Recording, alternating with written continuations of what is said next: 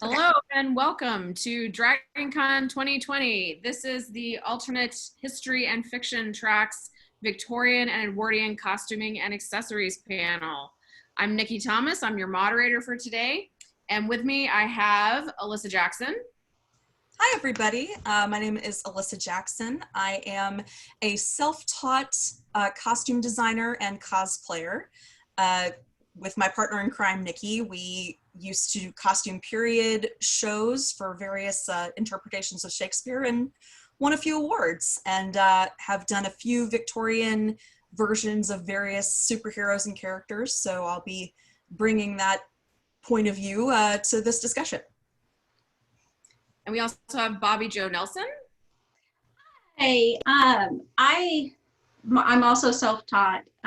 I started with a sewing machine my grandmother gave me when I was in high school, and just love historical fashion and bringing it into stuff. And I find Victorian just very interesting because there's so many changes that happen with it.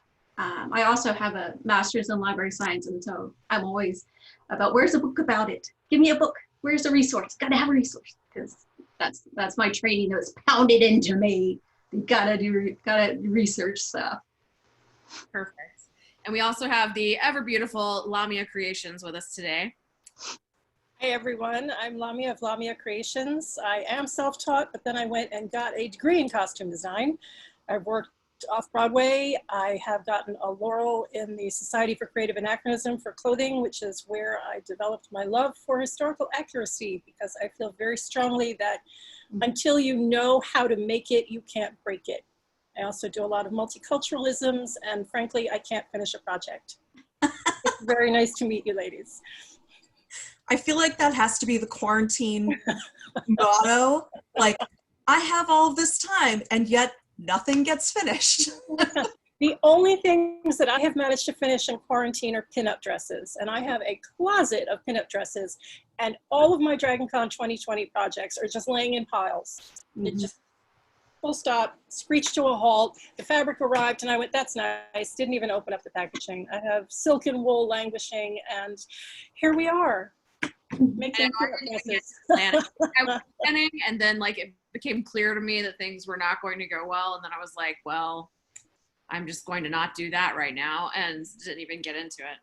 But you know, we're gonna all like think, oh, we have all this time now for next year, and it's gonna be like a couple of months before 2021 DragonCon. We're like, oh crap, we have to finish that costume that we like worked started in 2020. Because you know, we're all gonna like forget about it and then look up and go. We're very close to having the exact same amount of time for a DragonCon that we would have anyway right now. Yeah. Like, if you're not already ahead, you are now officially probably behind, I think. Yeah. 18 months behind now. I have a couple of groups that were 1920s themed, which are, as far as I'm concerned, they've just gone by the wayside. There's no way we're doing 2020 and 2021, so that won't be happening. So yeah, I have a couple of things off my list. A load off your mind. Well, today we're talking about Victorian and Edwardian costuming. And so here we have a couple of examples of the period, of both periods rather, for you. On the left as I'm facing it, so I think that means it's also going to be your left. We're new to virtual DragonCon here today. Is your Victorian dress, which I think we established as a late bustle. It's got that nice big shelf. And then on the right is an example of a fairly fancy Edwardian gown. Guys, do you want to talk a little bit about kind of the way that the Victorian period like sort of persisted and how it changed over time? And maybe some misconceptions. I think there are definitely some popular misconceptions about Victorian clothing that we could probably talk about at the same time as well. Let's just get corsets out of the way. Yeah. Women did not lose their internal organs because of corsets. Full stop. It just didn't happen. And anyone who tells you that is a dum-dum. So don't ever believe anyone who says, oh, well, women all lost their, no, they didn't, because the species would have died out if women had lost their reproductive organs. So just no. And no bones were taken, no ribs were surgically removed. No, there was no surgical skill that would allow people to have ribs removed safely in the Victorian era. And if you pad your bust and you pad your hips, your waist looks smaller. So just stop with the surgery and the losing of the bits. So corset, full stop, comfortable, the end. Thanks for coming, bye. I do feel like the panel can turn into like Corset 101, which we try to avoid because usually there's another panel about corsets. But I don't know if anyone's doing one actually. Costuming may be doing a corseting panel for this. I'm not privy to that information, but that is a good point. Like I think you can look at this picture here on the left, and I mean, while it's probably a tiny dress because people in general were tiny, I think you can see that like it's not like cinched down like crazy and super tight, which is always a good tip if you are worried about whether you're able to wear your corset that tight or not. Yeah, the idea of tight lacing, you hear that a lot with the Victorians. And, you know, there were people who did that just as there is today, people that are really into fashion and really into looking a certain way and wear really silly, ridiculous things. But the tight waisting really wasn't a thing. Like they didn't try to cinch down so they couldn't breathe.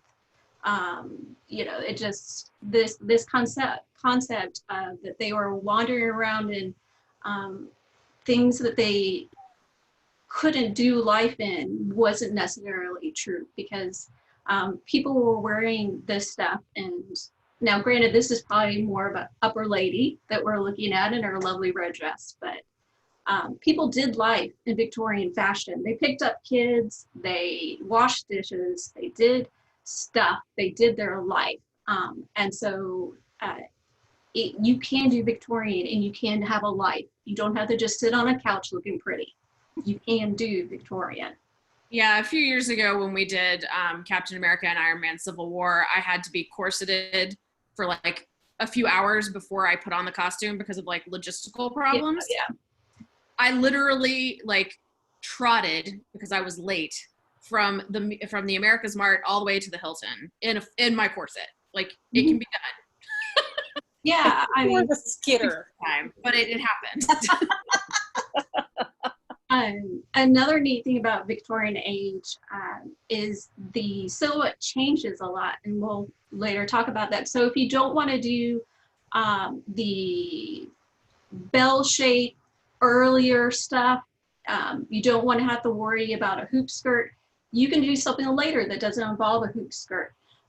You don't like the natural look, and you can do something with either the first or the second bustle era. You don't want to deal with the bustle, then you can do something later that doesn't involve the bustles. You don't want to deal with a metal bustle, don't have the resources, don't have the skill to make a metal bustle. They had cloth bustles. And so again, don't feel like you can't do Victorian because you don't want to do a bustle cage, or don't want to do hoop skirt, or don't have the resources, or don't have the time. It is such a long period. There's so many different styles during this period. There is something you can find that is within your resources, within your time, within your talent. Yeah, I think that especially because a lot of films, when they do Victorian era, they're focusing, especially like the ladies' costumes are very much in that 1880 period. Mm-hmm. That's, I think, the most common when people think of Victorian, that's the look that they're thinking of. But if you look at these shapes and silhouettes, I mean, there could not be more of a range of style, which is really fun. Mm-hmm. And I see a lot of people when they're doing kind of a cosplay thing, they'll do fun things with a bustle and drapery, but maybe they don't do a full underskirt, and they'll just kind of show, it's kind of, you see a little bit of the petticoats or a little bit of the drawers, or so again, there's a whole bunch of funness you can play with this period. You know, you can simplify it, you can, and again, a lot of what we see, because it's what lasted, is the really expensive things, or the upper class things, or the wedding things. So don't feel like that you have to do something really, really fancy. You can do something simple and do and still make it look awesome, still make it a wow moment for yourself. Because, and still be accurate. Because again, same way we have today, you had different people with different means, different incomes. And so not everybody was doing that super, super fancy stuff we see. There's other things, there's simpler things you can do that still look awesome. And, you know, and you have some patterns with you. And a lot of people are overwhelmed with the idea of making Victorian, because it is just, it's so zhuzh. It's so egregious. But if you could hold up a couple of those patterns, the basic form is so... Hold on, I'm disappearing. Okay, that didn't work. The basic form is so simple, and everything that you're doing is you're gilding the lily. So you've got this very simple front panel with a dart, or maybe there's two darts, and the back has a shaped center back line. And everything else is lace and flowers and pleating and trimming and floofing. But if you look at the outlines of any of these garments on the shapes and silhouette slide ahead below, they're very simple. The skirts are generally trapezoids, and then they are just assaulted within an inch of their life with trim and bindings and internal lacing and internal suspension and how many petticoats and how many yards of trim. And a quick aside, a woman in a pinup group said, oh, I used 12 yards of trim on my dress. It was just too much. And I thought, oh, you sweet summer child. 12 yards of trim. You are going to spend all your money on trimming. You're not going to spend it on fabric. You're going to spend your time and your money on decorating your outfit. This 1873 outfit, I mean, kablooey. But underneath it, it's a very simple, the blue bodice that you see in your, it'll be your upper right-hand corner as you look at it. It's a blue bodice. You're just decorating it so much. And that's part of what creates the historical line. There's a difference between the first and second bustle era where one is asymmetrical and one is very symmetrical. So not only can you tell just from the height of that badonkadonk in the back, but also whether or not the skirt is decorated like this or decorated like this. And you can say so much with your trim. Victorian language right there. And again, if you... Oranges are used in wedding dress. He's talking over you. I'm sorry. Go. Tag. I'm talking. You do tag. And again, you know, you start with kind of this bell shape, and you don't have the time, you don't have the money, you don't have the inclination to get a hoop. You know, part of hoops, they did petticoats. So you go down to your local Goodwill, you find lots of circle skirts, and you stick those under your clothes, and then you got your bell shape. And you get your fabric from the Goodwill bedding area, and you get some nice cotton bedding, and then you get some really wow trim, and there you go, got your wow moment. You got a bunch of prom dresses or wedding dresses for their petticoats, and use those to make your own petticoat for your dress. I've used 3 dresses to make one petticoat for one dress. It works.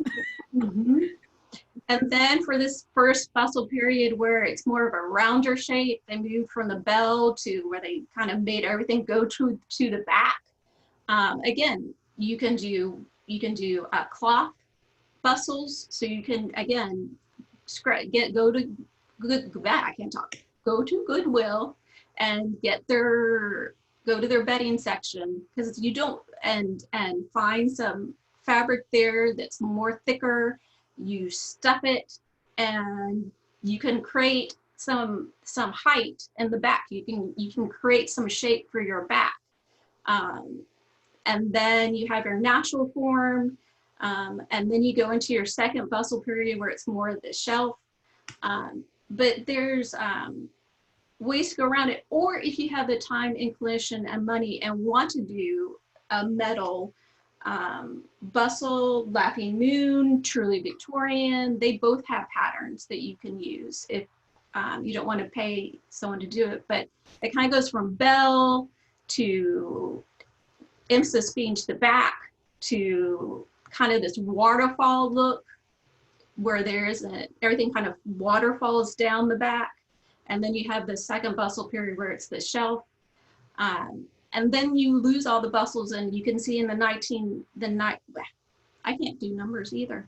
1900, you lose all the bustles. And so like we were saying, you know, create the silhouette. There's ways to do Victorian. What's important is getting that silhouette, getting that look of, okay, is my skirt creating a bell? Am I doing emphasis on the back? Am I doing asymmetrical or symmetrical? And so there's ways to create the look by just kind of looking at the kind of what is the main things for that time, what's happening at that time in history. And the technology plays a whole bunch in this period with the new dyes that were created. And you want to talk about fun colors. Oh my gosh. I wanted to love their colors. I wanted to segue into that because the joke about steampunk in particular is that steampunk is like the sepia goths or whatever, the brown goths. And I definitely want to get Alyssa. It is the funniest thing, I think. It never fails to make me laugh. But I would definitely want to get Alyssa's take on use of color, because I think it's an interesting subject, and I think people really are fixated a lot on Victoria just wearing black, or on this idea that like all the photos are brown, so everyone wore brown. But anyway, so Alyssa, if you want to weigh in a little bit on that topic. Yeah, so going off what Bobby was saying, there was this new technology that was developed to be able to replicate these really bright colors. And so, especially because a lot of like photographs that you see or tintypes, they are these sort of sepia or black and white. We don't realize how much color was used, and especially like in home decor. Apparently, if you go to the Lincoln House, like the Lincoln Homestead in Illinois, they have reproductions of the wallpaper, and it's apparently hideous. It's like super bright green and red, and yeah, so they just went nuts. So that's, I think, really fun. There's a lot of that's one of those common misconceptions, along with like Victorian is only one thing. Is that these colors can be really bright, and there's lots of patterns too, which is really fun. Victorians love their florals, so you can really have fun. Actually, I'll show you this. So I am going to be doing a costume from the show Gentleman Jack, which is set in the very early period. I like to call it like Dickens, is sort of the popular culture, you know, key to that period. And you see even this reproduction image, how vibrant and crazy this pattern is, which is based on an actual historical garment. So they were not afraid of pattern and color. So I like that you can probably choose just about anything and it'll look fun and probably correct. Unless you go with like a paisley, which may not quite be the right thing. But then you could play off like, you know, cool, San Francisco, if you wanted to do like a hippie Victorian, that could be fun. Paisley's period. Paisley dates back to the pre-Christian India and the South Asian, and there's plenty of Paisley continent, let me finish that statement, and there's plenty of Paisley shawls that are still extant for the Victorian era, the early Victorian era. So well, there you go. I hate Paisley as a pattern, so don't wear Paisley. But Paisley is period. So go ahead and wear it. Just don't wear it by me. Well, I think speaking of that, brings up a really good point too. Is I think we think of Victorian as British because obviously it's based off of a British monarch, but these fashions and these shapes transcended country. There were lots of different places that used these same silhouettes and then, you know, had their own cultural flair to them. So that's something to think about when you're looking for inspiration, is you're not just stuck on one country or, you know, maybe ethnic inspiration. You can really have fun looking at some other areas that around the same time. A perfect example is the 1855 and 1860 and that's what we as Americans think of as the American Civil War. Well, it's Victorian. It was just the fashion that was worn in the colonies in the United States during the American Civil War. So it is Victorian. We just don't think of it as British because we have it ingrained from decades of education. This is what the Americans were wearing. Well, everybody was wearing it in a civilized country that is Euro-based or colonized. Thank you. And sometimes, like in different areas, you might have a material that you see more than other, like cotton. You might see that more in the Americans than you do maybe in Britain during this time or during a particular time, or you may see more silk. So sometimes the fabrics you may see in one area more than another area, just because of what's going on in the world right then. Who have they decided they don't like at that point and have decided they're not going to allow any of their imports? Who are they fighting with right then? Because all that affects trade routes and what people can get and how easily people can get. But the silhouettes are going to be the same because fashion is still looked, Americans, a lot, the colonies are still looking towards Europe for their fashion. But like I have a book called Jewelry in America, and we'll see if it disappears or if it comes out. Maybe. Here we go. There. There we go. Oh, there we go. And it's an interesting book because it talks about some of the different places and what we're kind of, and in this case, of course, it's talking about North America. So if you want to put some interesting, unusual thing in your costume, that's one way you can do it is go with some jewelry that maybe was seen a lot in this area of the world at that time. What's a pattern or a fabric that was seen a lot in this time during this period? That's some way to add some, to maybe make yours stand out a little bit from someone else, is using some of those things that are true for that time in that place in the world at that time. And again, you can do something simple and then do a really pretty thing of necklace, and again make something stand out more.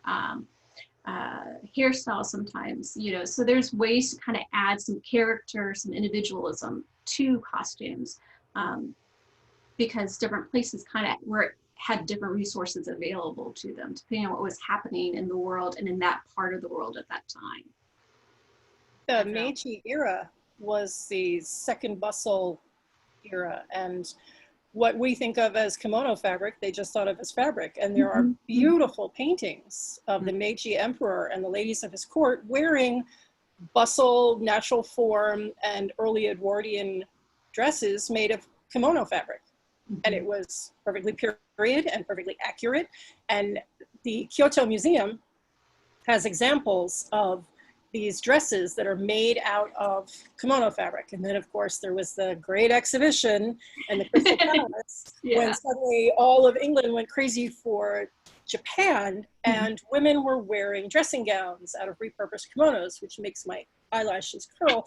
But if you really want to stand out using exactly as you had stated, a different kind of fabric, find yourself a Japanese brocade and make yourself a second era bustle and be like, I'm attached to the ambassadorship over in Kyoto, and here we are, and I made this fabulous new dress. Perfectly period. Cool. And you really stand out.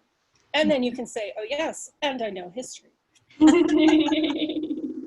I don't know for sure, but I wonder, it would not surprise me a bit if there are also Victorian pieces made from sari fabric. Yes, there is. Yeah, or there's some beautiful prints that came from India. There's again, we think of we think of Victorian as, okay, they all wore black and they all wore black jewelry and they were very, there was very demure, and no, they're just, you know, they were like any time period, they're like, how can I stand out? How can I look different from Miss So-and-so and Mr. So-and-so and Mrs. blah, blah, blah, you know? And so they would seek ways to look different. So they would look for fabrics from other places that, and again, one of the things we got to remember is clothing was a huge way to show wealth.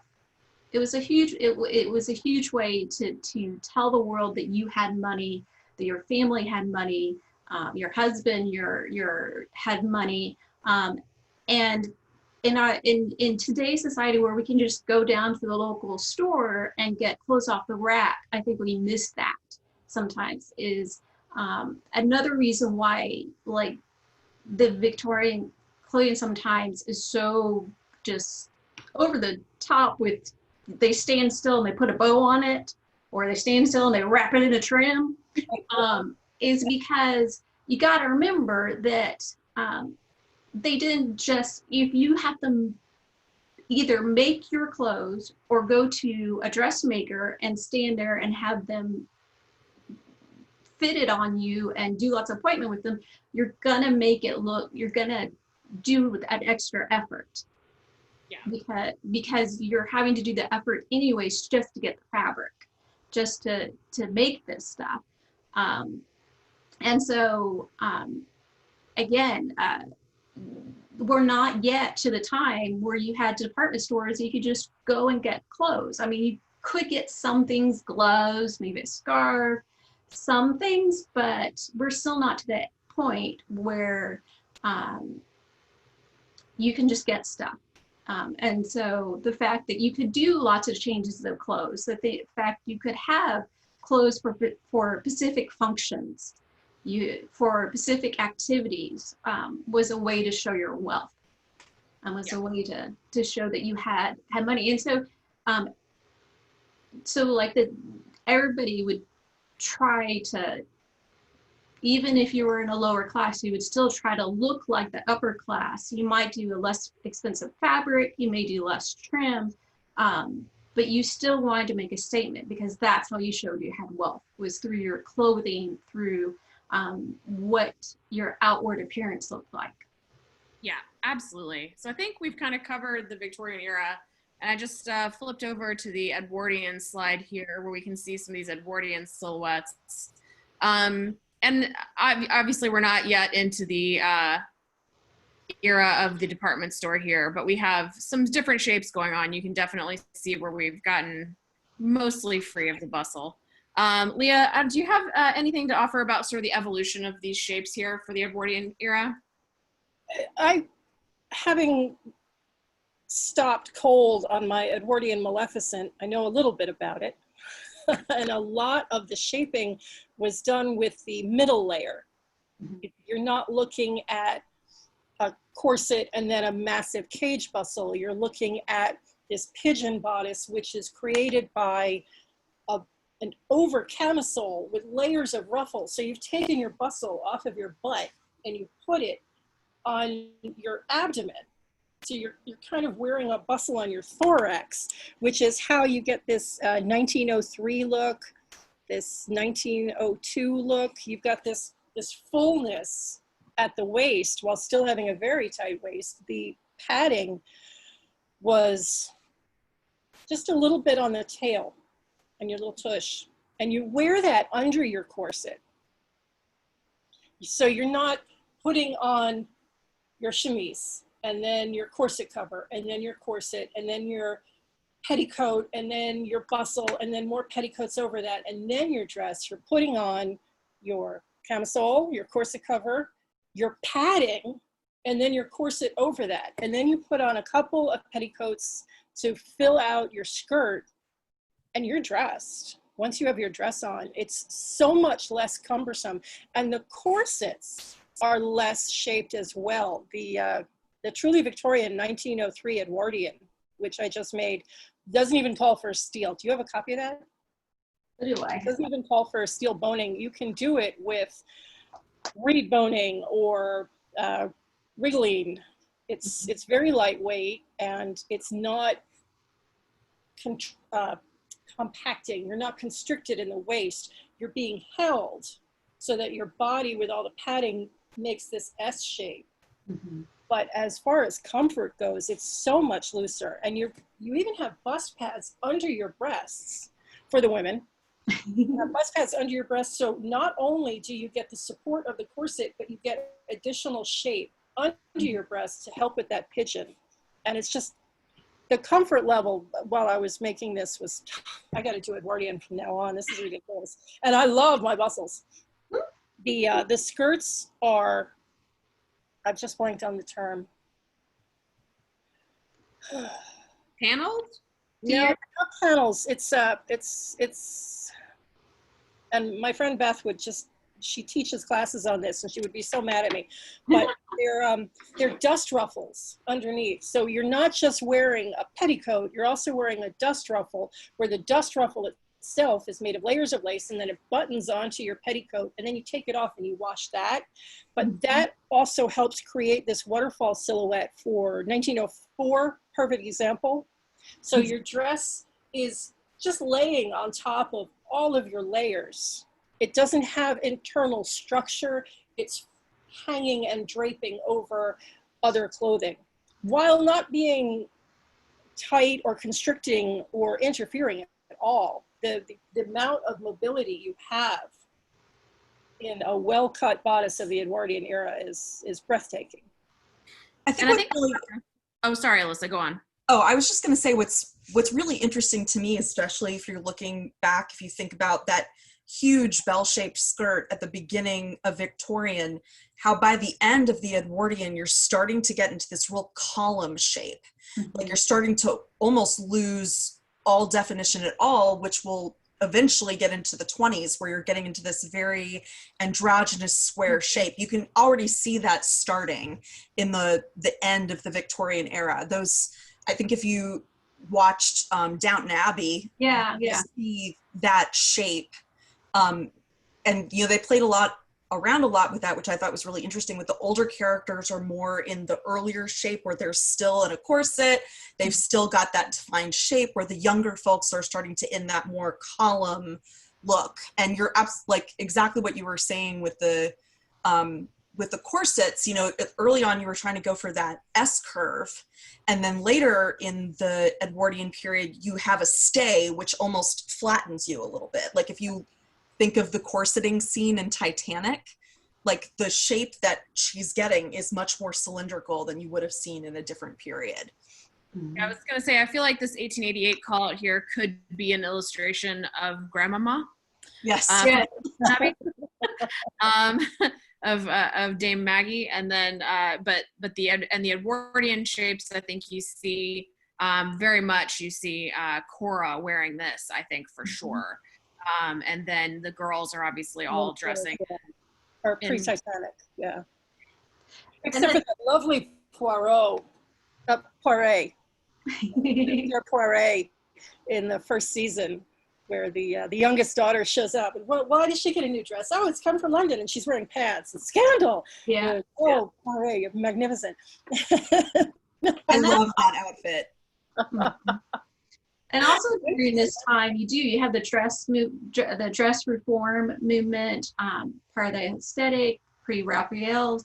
And so you have during this time, because we see Edwardian and we think, oh, it just kind of suddenly came on the scene. Boom, there it is. But during the Victorian age, you had this movement towards less constriction, more natural, more easy. And you really see that. You see the fruits of all this work. The Bloomer girls, you know, at the very beginning, Amelia, you see it with the Edwardian, where it comes to all that movements towards less constraint, less buying kind of. And some of that has to do with what's happening in the world at the time, because when you have women are getting more active, so they need clothes for that. You see, this is around, you start seeing clothes that are specifically made for activities, opposed to clothes that you slightly modify to be able to do activities. you see the start of activewear, where there's clothes specifically for like bicycles. Bicycles are a huge craze, and you start seeing clothes that are made specifically to ride bicycles, opposed to people just kind of modifying the clothes they had in their closets, or modifying the regular things they would wear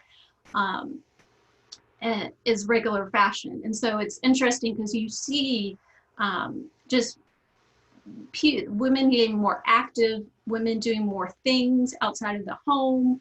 And so you see this change as you see this change in clothing reflecting what is happening in society at that time.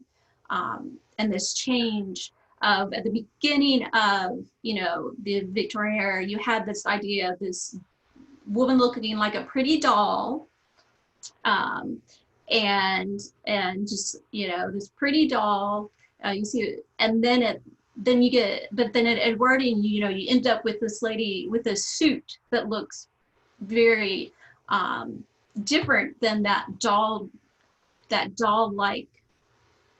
appearance that you saw at the beginning of all of this. And I think that's, again, it's a reflection of what's happening at this time. What's happening in society. A more active lifestyle that women were engaging in. So I think we're at about 45 minutes almost for recording. So we're trying to keep this to a normal panel time. So I want to transition a little bit into talking about resources. I know we have some favorites for patterns. So Alyssa, do you want to talk a little bit about Truly Victorian? I know you've sewn with tons of those, and so have you, Lamia. So if we can have a little chat about our #1 favorite there.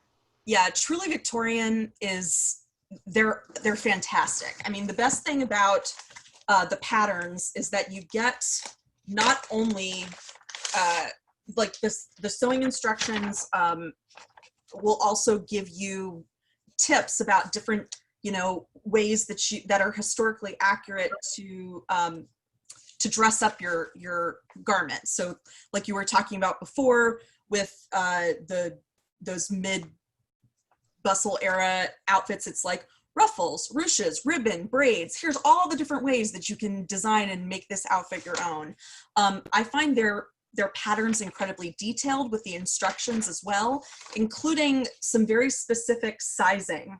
Mm-hmm. So you can really get the fit that is down to, it can be super, super accurate, and that I've really had very little adjustments except for my weird sway back, which always I have to account for that. But I also find them like, they're a little expensive. I mean, you're going to pay usually around $30 for one of their patterns, but you'll use it a bazillion times. So yeah, I love Truly Victorian, and I have a lot of them in my collection. And Lamia, I know you've made a couple of their corsets, I think. Do you want to talk to the corset construction with them? I hate making corsets. I would rather gouge my own eyes out with a spoon than make a corset, but the Edwardian corset went together like butter. It was astonishing. I have tried to make English Civil War, I've tried to make Victorian, and they have all ended in ignominious defeat, and the Truly Victorian Edwardian corset fit perfectly, fit beautifully, assembled easily, and finished cleanly, which I don't know what higher praise you can give to a pattern than it finishes cleanly, because it's just so right. It fits right. It was easy to assemble. The instructions were clear, and I don't get more than $5 or $10 per per pattern that Truly Victorian sells for perking them up. But I cannot say enough for Truly Victorians. The Victorian patterns that I have tried to make either on my own, don't ever do that. Draping on a body, don't ever do that. Truly Victorian, just buy it and cut it out, and then you will never, ever, ever, ever want to buy your own again. Why do I have to spend $150 on this corset when I know that the one that I have made 5 times fits me perfectly, and I can decorate it the way I want to? So I absolutely support everything that Alyssa said about truly Victorian corset patterns. Just. And Bobby, do you have anything else to add about truly Victorian? Yes, I've used them a couple of times. I really like them. And also the underpinnings, the undergarments really help get that silhouette. There's things that you can skimp on. You know, you can get your chemises. You can get camisole tops off Amazon. There's things you can skimp on. But a good corset that fits you right, that doesn't annoy you because it's not fitting right, is worth the money to get a good pattern, because that 9 out of 10 times, if something doesn't look right, it's because the underclothings aren't right. The underclothings aren't fitting right, and it'll just be so frustrating trying to make. You'll spend all this time on this beautiful dress, and then it won't look right because your underclothes aren't right. So that's where I say spend your money. Spend your money on your corsets. Get a good pattern, because that's what's and it's going to be something that you're going to bar life happening where you gain a lot of weight or lose a lot of weight. It's going to be something you're going to use over and over and over and over and over again. So can we segue about underpinnings? Yeah, for sure. Talking about the dress, and I know we're limited on time, but I know a lot of people get really, really overwhelmed. Oh, I don't know where to start. Here's this beautiful dress. Well, you can't make the dress. Just don't make the dress. Decide on the dress you want to make, and then make your corset, make your petticoats, and make your bustle, whatever style it is, and then make your dress. And I know it sounds like a lot of work, but if you make your dress and then try to fill it in afterwards, you're oh my gosh, walk away. You're going to sell your sewing machine. You're going to burn all your fabric, and you're just going to walk away. So if you are watching this panel because you want to learn how to make a Victorian or Edwardian outfit, please, please, please, please, please look at these pattern sources. Make a chemise just to start. Make your corset. Make a bustle. You don't even have to make a petticoat to start, because you don't need your petticoat to start, but make your bustle or make your bum roll or whatever. And then you can make your dress, and you will be so much happier with what you have. And it's so much less overwhelming because you've got this dress. How do you make it? Don't worry about that. Make your underpinnings first. You don't have to make your corset. There are many, many people who will take your money. You can buy all of this. You can go to AliExpress and spend $15 on a lobster tail bustle, and it will arrive in 2 months, and you will get what you pay for, but you won't have to make it. You can buy all of this, but please do not make your dress until you have your underpinnings. And while you're making your underpinnings, design your dress in your head. Oh, I want this. Oh, I don't want that. And you can start to source your trims while you're working on it. What do I want? Do I want green? Do I want blue? Do I want red? Do I want black? How do I want this? And that will allow you to really perfect your vision, Gary. It will allow you to perfect your vision of your dress while you're making the skeleton over which you wear it. And you'll be so much happier that you did that. Oh yeah. With the underclothes is, you don't have to use expensive fabric for that stuff. You don't have to, and so that way you get to practice on your inexpensive fabric, and you get to make mistakes, and you get to have extra holes in it because you decided that, because when you put your grommets in for your lacy in the back, it wasn't quite where it needed to be. And so like that's the place to make your mistakes, because no one's going to see that. That's the place to learn your stitches. Start with that, because and also again, those underclothes, the corset, the bustle, the petticoats, all that's going to be used over and over and over again, because that's what's going to give you shape. And so if you fall in love with Victorian, you fall in love with Edwardian, you're going to be using those underclothes for 3 or 4 outfits, depending on how much in love you fall for this period. And again, time, resource, talent. And so if you screw up your chemise, it doesn't matter, because it was, $3 a yard at the clearance sale at Joann's. It was the sheet from Goodwill. That's the place to practice. That's the place, if you're unsure to start with, because you'll get confidence, because you'll go, hey, look, I made a pretty chemise. Look, I was able to accomplish this corset. Or you're able to throw your money at someone and they make it for you, and you're able to figure out, okay, I like this brand of corset. I like how this person does their corsets. And you find out those things. So start with your underclothes. I know everybody's like, well, no one sees it. That's okay. That will give you the wow. Is no, I disagree with that, because I think everyone petticoat. You say, look, I made a ladybug petticoat. I've got Mickey Mouse. Exactly. Well, and you see it in the shape of the garment on the outside too. Like when your underclothes are right, your outer clothes look right. And if you live here in Atlanta, there's a couple of ladies who make custom corsets. They're very reasonable, especially for what you get. We're happy to refer you. Just send us a little message. And those ladies are great. I, like Lamia, absolutely hate making corsets, and I always have mine made. And I make sure they're beautiful. I make sure the outer fabric is beautiful. So if I want to be like a gothy steampunk, wear your underwear on the outside girl, I can just do that, you know, and then everyone sees your underwear. I buy most of my corsets from Corset Story UK, just because they're quasi-Victorian and they work under quasi-Victorian costumes. But for Edwardian, you really need a historical corset. Yeah. And also what's nice about that kind of stuff is if you have something that you really love, but maybe there's not a lot of it, a lot of that stuff doesn't necessarily take a lot of fabric, especially corsets don't take a lot of fabric. You could do a hem on a chemise. You can, and so that's a nice place. If you have something that you can't afford a lot of fabric, you can use it as the cover for your corset, and you're not having to buy the 12 yards that you need for a Civil War skirt. And so that's the place sometimes where if you have something you fall in love with, but don't have the resources to get the 9 to 15 yards that you need, you can use it as a cosplay show your underwear thing, and like do something fun that way.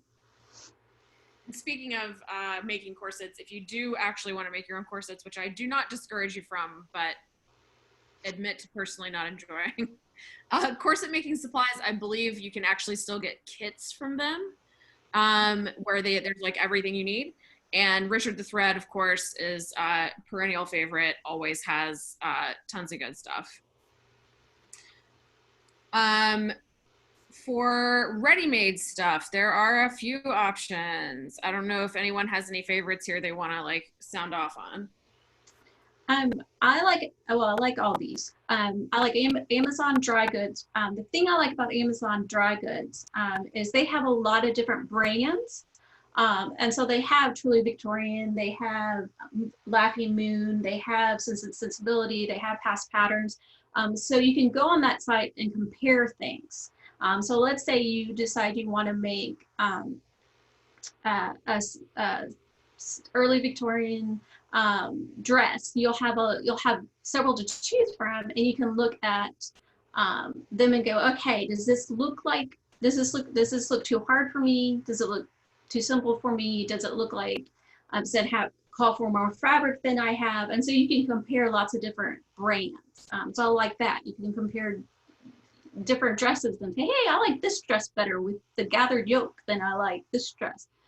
So I like them for that reason, because they have a lot of different patterns, so you can compare different brands. Yeah, that's a really good point about Amazon dry goods.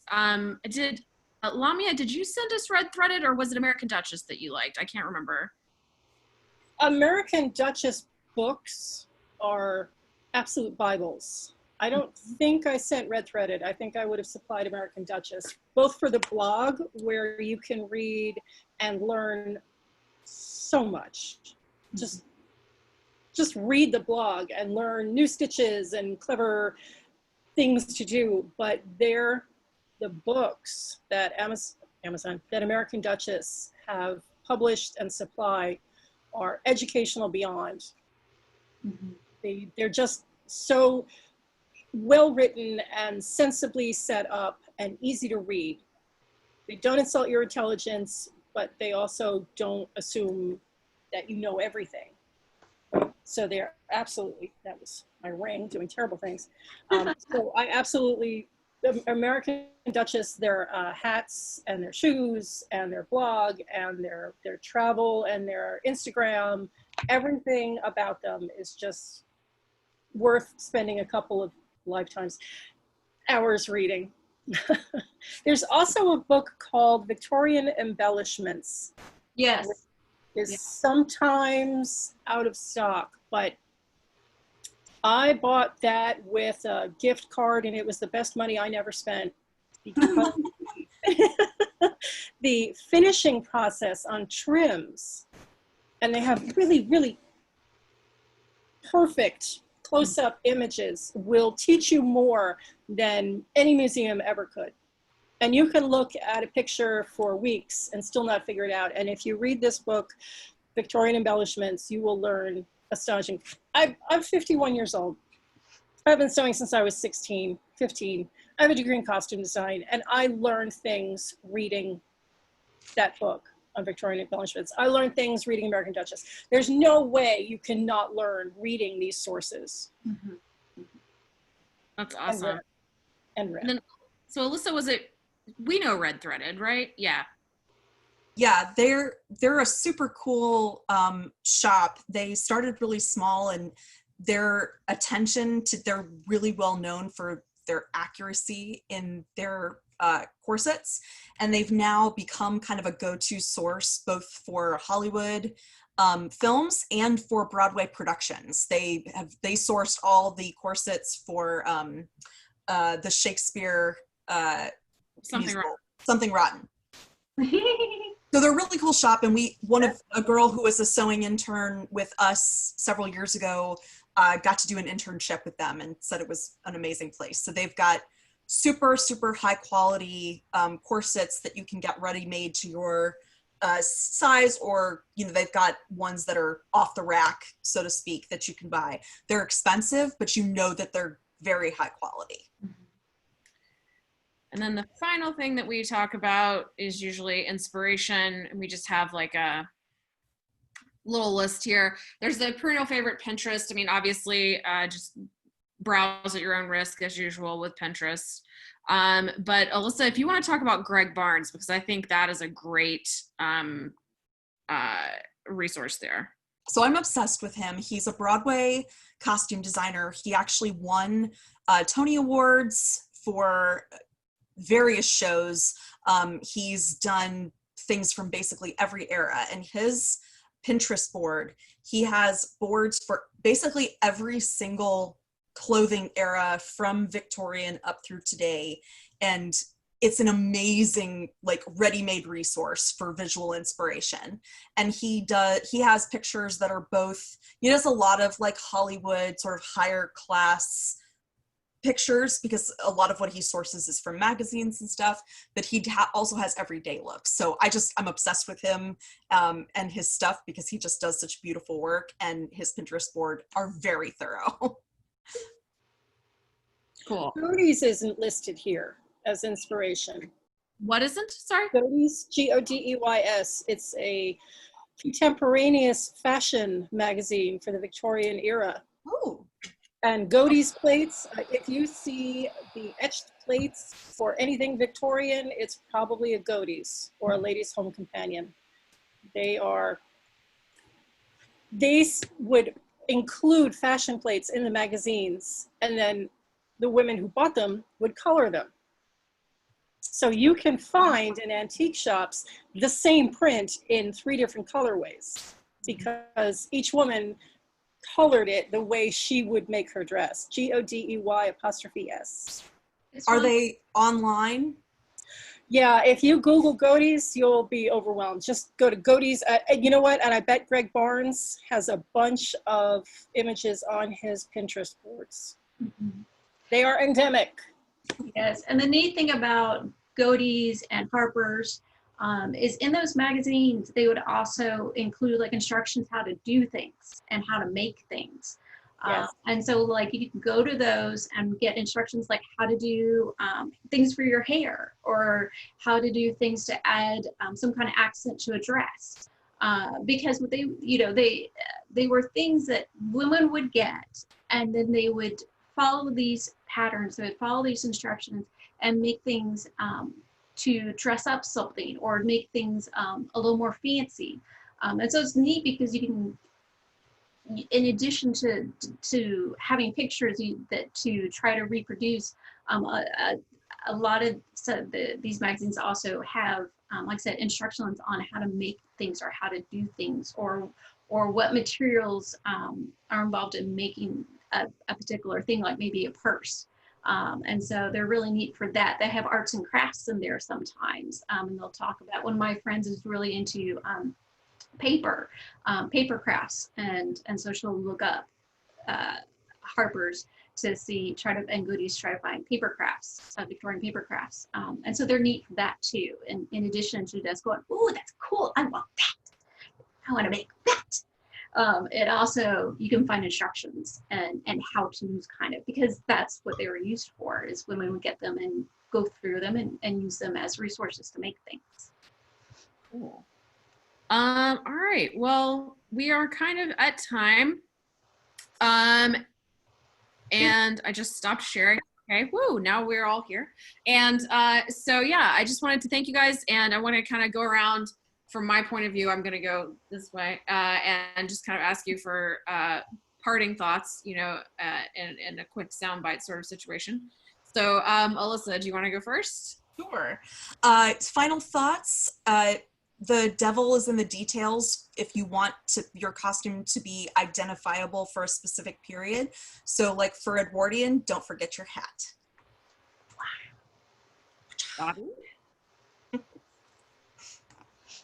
Bobby, do you want to go next? Oh, okay, me. There's a resource I want to mention.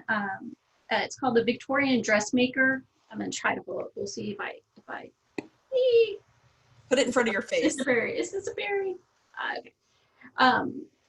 It's called, and it's a book you have to get. The website is Prior Attire. She has a blog, another great place to get information about just how to do things and inspiration.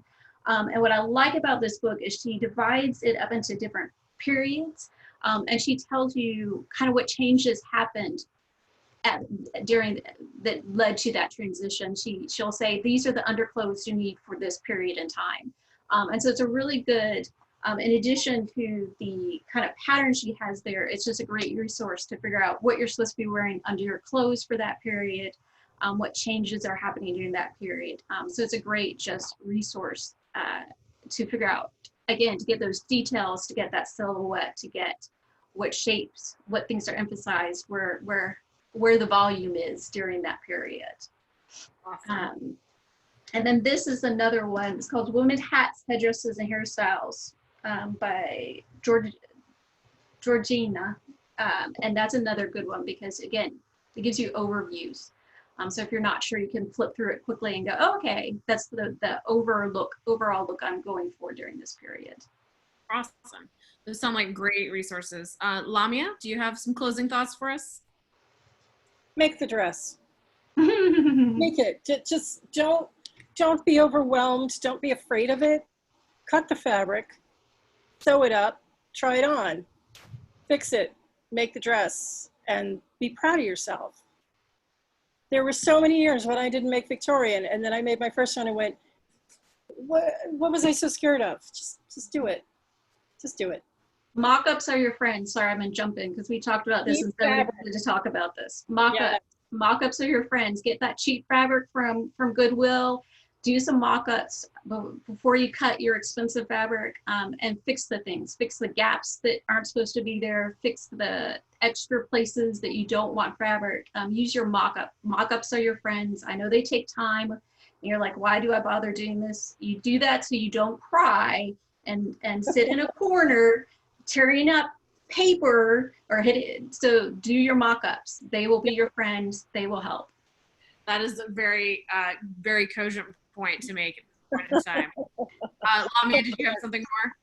Sharpie markers and your mock-ups. different color Sharpie markers. So if you start with a black Sharpie marker, you make your mock-up, you write on it with a Sharpie marker, and then you fix it, mark your second changes in a red Sharpie marker.